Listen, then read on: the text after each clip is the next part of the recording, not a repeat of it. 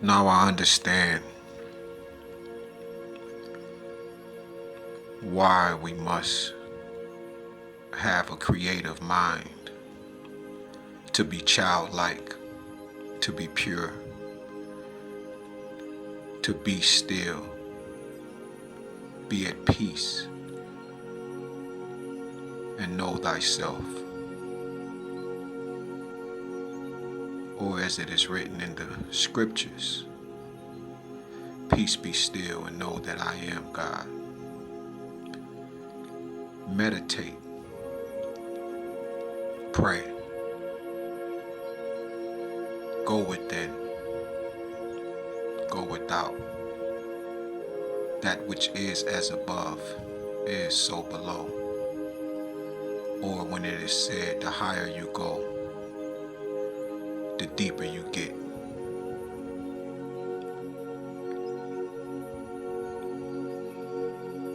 We are to be able to be perfect, maybe once in our lives, maybe twice, and we'll say, I did that perfectly. I have not stumbled today. I have not unalived anything. I have not been a stumbling block upon or unto any, but that I've made good and my intentions are purely love,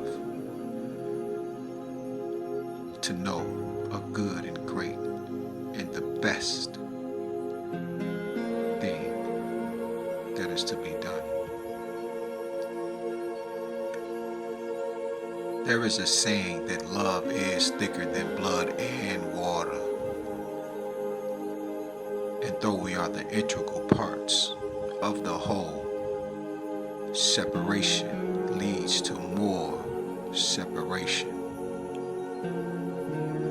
So all my life I have been practicing to be perfect. And perfect practice makes practice perfect.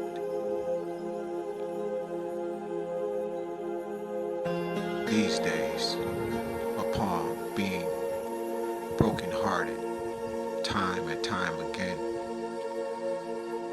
I must learn to have to sit not only with myself, but truly sit with the Orisha, the Netas, the Netaro, the pantheons of gods that I can think of, even those that are known and unknown. Leprechauns, fairies, gnomes, dwarfs, those that are in the heavens known as the celestial beings, the multi-dimensional beings, and even the interstellar beings, across different timelines, even within this one, this loop. And I learned love. Love is the greatest weapon of them all. Because if love seeks to destroy, then it is trying to destroy hate. Love does not like to separate, and when it does, it's always going to be in deep thought about itself and how is itself doing on the other side of the planet or the galaxy, always being able to feel itself. And when it doesn't, then that means that there's no love at all. And self-destruction will start to increase. Truth stands alone, but love seeks for another, realizing that the one that it is seeking must first love itself, him or herself, in order to love another. Upon some of the greatest conditions, so it can grow into a state of unconditional love that will not be twisted, used, and mishandled, stumped on and downtrodden under the foot of someone that can't recognize itself.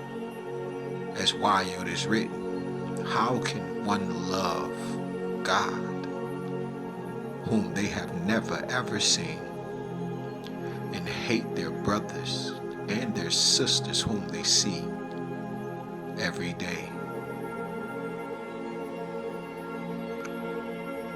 Someone spoke to me earlier saying that there's truly 10 commandments that are broken down to the 2.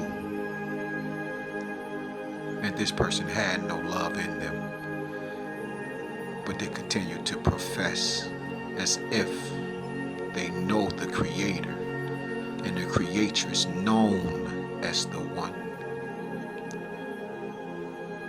Not understanding when I was speaking about the Great Mother and why it is written even in the Bible, let us make man in our image, in the image of God, physically. He was the key, created them, male and female. So there must be a great mother, because the 2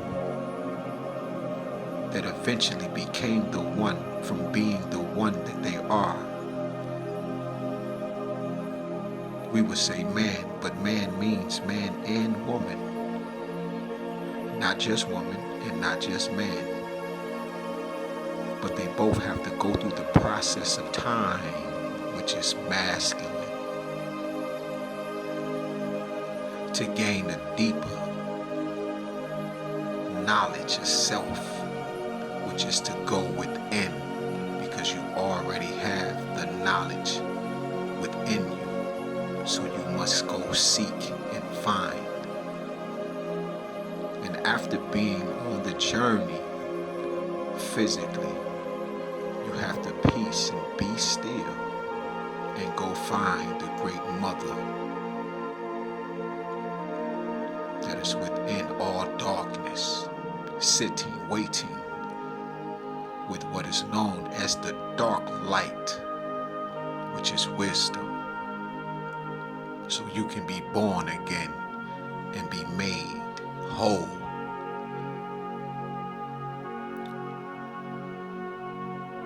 People say things like, love God with all your being, and then one must love their neighbor as they love themselves. But if this was true, not only will women have the equal rights and stand in equality as it has always been, but men wouldn't get bent out of shape when other men come around, or women wouldn't get out of shape when other women come around. But that's the difference, such as myself. The one I took to the sun is because of the wavelength that she was on, and she tapped into minds, not realizing that I was the great father and the great mother walking the earth in the flesh.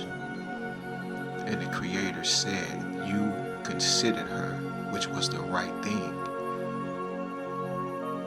A mistake that my ancestors could not see, a few of them, for the blindness that white supremacy had called